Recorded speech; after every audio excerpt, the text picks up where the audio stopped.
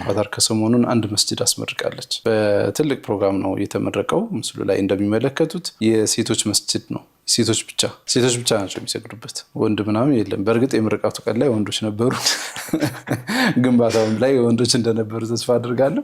ግን መስጂድ ውስጥ የተለያዩ ፕሮግራሞች ይዘጋጃሉ፣ ላይብራሪዎች አሉ።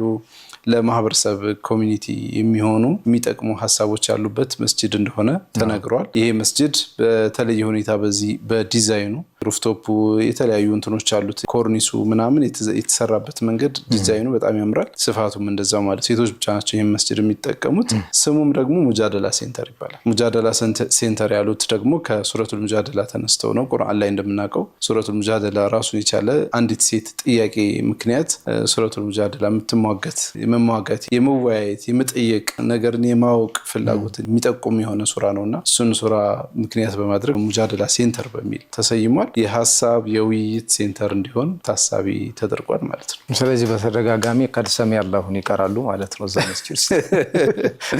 እውነት ነው።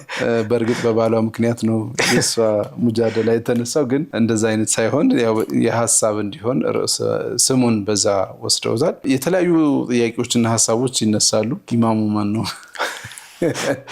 እኔም እንትን እያለው ላይብራሪ ምናምን ስትለኝ ጋብ አልኩ እንጂ ኢማሙ ማን ነው የሚል ጥያቄ አለ። ሐሳቡ ምንድነው ምናምን ለምን? እርግጥ ያው ሴቶች በተሰባሰቡበት መቼም ወንድ ሄዶ ያሰግድ። አንዷ ሴት ናት ኢማም የምትሆነው እዛ ውስጥ በብዛት እንደሆነ፣ ግን በስፒከር ይወጣል።